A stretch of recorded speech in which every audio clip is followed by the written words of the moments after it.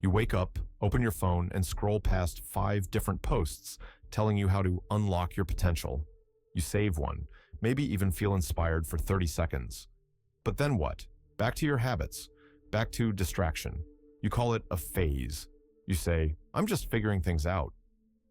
But deep down, you know what this is. Stalling. You've mastered the art of pretending to be on the journey without ever taking the first real step. You consume videos about discipline while sitting in your own procrastination. You read about transformation while avoiding the mirror. The modern world sells you the illusion of progress. Every swipe feels like movement. Every saved quote feels like effort. But you're not growing. You're grazing. If you enjoy this type of video, like and subscribe to the channel. You're feeding your brain just enough to feel productive, but not enough to become dangerous. Why? Because real growth, it demands discomfort. It requires you to face the ugliest parts of yourself, not analyze them from a safe emotional distance. You can't content your way out of chaos. At some point, you have to do the thing you keep avoiding. You have to act, even badly, even scared. Because waiting to feel ready is just another lie. Your fear tells you to keep you the same. And every time you delay, you're not pausing your progress. You're perfecting your paralysis. Truth is, the version of you that changes your life, that version is already pissed, already tired of your own excuses, already screaming behind your silence, "Let me out." You say you're stuck, but are you really stuck? Or just comfortable enough to stay where you are? You hate your job, but the paycheck keeps showing up. You complain about your habits, but they become rituals, numbing rituals that keep your anxiety sedated just enough to function. You've built a cage and decorated it with distractions. Let's be honest. It's not that you don't know what to do. It's that doing it would require a version of you that doesn't need comfort to survive. And you're not there yet, because right now you equate discomfort with danger, effort with exhaustion, change with loss. But here's the twist you never saw coming.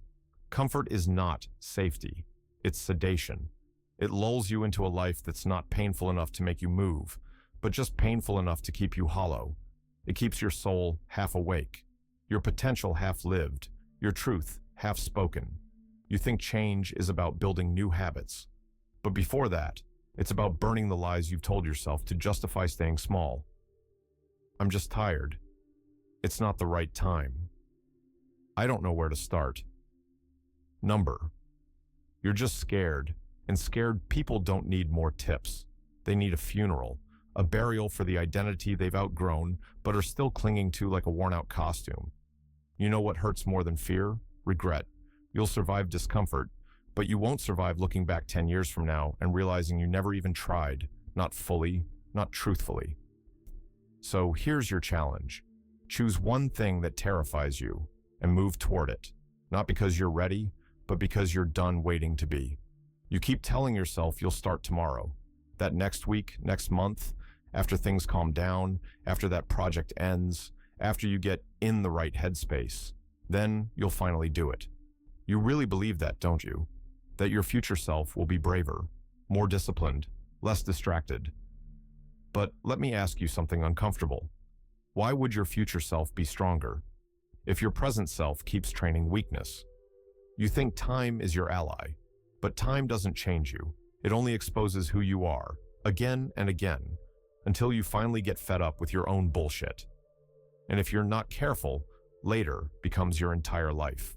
A museum of missed chances, a playlist of excuses you played on loop until the opportunity expired. Here's the dark truth no one wants to say out loud.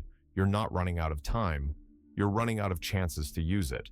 Every delay, every scroll, every "I'll start soon," it's theft. You're stealing from your own future. And one day, you'll wake up and realize later is gone. And all that's left is what you didn't do. Look around. How many people do you know who had dreams, and now they just have routines? How many said they'd change, but never did? That's not a rare tragedy. That's the default. That's what happens when you confuse thinking about the life you want with building it. So if you're waiting for a sign, this is it.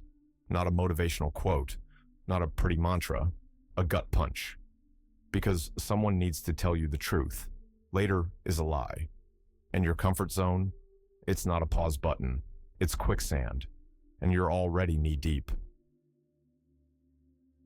There's a battle happening inside you right now. And no, it's not between success and failure.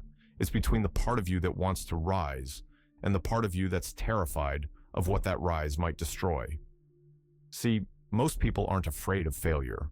They're afraid of becoming unrecognizable to the people who know them. They're afraid that if they grow too much, they'll lose connection, identity, comfort, even love. That's why you sabotage, not because you're weak, but because you've built a life that fits the current version of you. And real change, it threatens that structure. It forces a death, not of your body, but of your ego, your habits, your excuses. And that's scary, because when you let go of who you've been, there's a moment where you feel like no one. No applause, no certainty, no guarantee, just silence, and the choice to keep going. That's where most people turn back. They crave transformation, but they want to keep their old life intact. You can't. You don't get to keep your cage and still call it freedom. This isn't a game of addition, it's subtraction. It's carving away the noise until only the real you remains. And yes, it's painful. Growth always demands grief. You will lose things. But what you gain is yourself. The version of you that's been buried under layers of approval-seeking, comfort-chasing, fear-fed routines. That version is waiting, not for motivation, but for a moment of brutal honesty, for you to finally say, "This ends with me." And when that war inside you finds peace, not comfort, but peace, you'll realize something powerful. You were never fighting weakness. You were fighting your own potential, because you knew, once you set it free, there'd be no turning back. You know exactly what's holding you back. You just don't want to look it in the face. So instead, you keep yourself busy. You rearrange the furniture of your life, hoping it'll feel different. New routine, new planner, new podcast.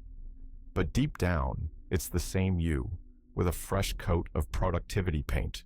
You avoid the mirror because it doesn't lie. It shows you the gap between what you say you want and how you actually live. And staring at that gap, it stings, because it means admitting that the person sabotaging your progress is you. No algorithm, no economy, no childhood trauma. Just you. And the decision you keep avoiding. That hurts. So what do you do instead? You blame time. You blame energy. You blame distractions. But those are symptoms, not the cause. The real problem is this. You're addicted to the version of yourself that's familiar, even if that version is miserable, because at least you know how to function inside that misery. You've made peace with your own prison. But here's the twist, and it's going to sting. You can't heal in the same identity that got you sick. You can't reach a new level of life with the same mindset that's been dodging growth for years. At some point, you have to ask yourself, what if I'm not stuck? What if I'm just scared of meeting the version of me who doesn't have excuses to hide behind anymore? That version doesn't need validation, doesn't beg for permission, doesn't wait to feel ready.